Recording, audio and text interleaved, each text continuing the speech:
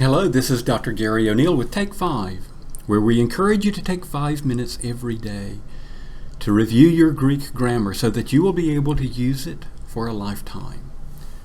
We have a very familiar verse in front of us today, but even though it's a familiar verse and as soon as you start reading it, you'll recognize it, it's always good to slow down and make sure that you understand the grammar of the Greek and how that is translated into English, okay?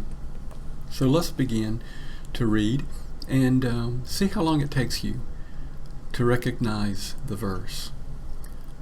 Hutos, gar, agapesin, ha theos, tan kosman, hosted, tan huion, tan monogene, edokin.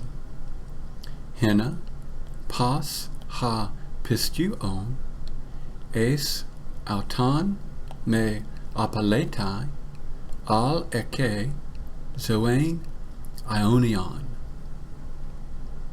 Do you know which verse it is? Let me begin translating. Notice the gar here.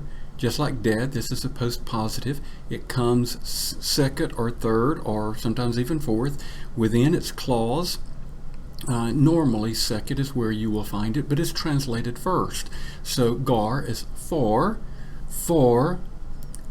hutos here, thus, or in this way, for in this way, ha theos, agapesin. Ha theos, what case is it? If you don't recognize the ending of the noun, look for the article. For in this way, God loved tan kosmon. God loved the world.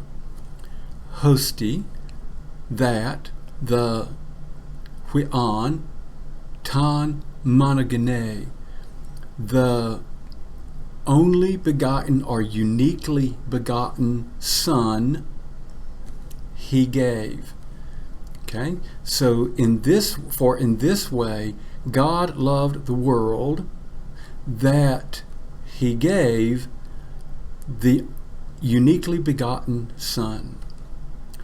Hena, in order that, pas, all, ha pistuon, all the ones who believe, all those who believe, eis auton, in him, me apeletai, may not perish or should not perish, but might have, eke, might have, zoen ionion, life eternal or eternal life.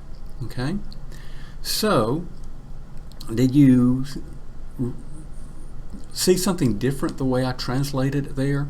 We are so used to this verse beginning, for God so loved the world. And you see that we could put it in that order. For God so loved the world. And it's not incorrect to do that, but when you hear that translation, realize that it's not saying God loved the world so much, rather it's saying God loved the world in this way. Hutos, this is the way God loved the world. He loved the world by giving his uniquely begotten Son. Okay?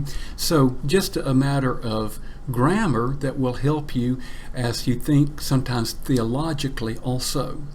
All right, can you read it by yourself and translate it as you go along? Again, I know that you're so familiar with the English that it will be easy for you just to substitute the English word.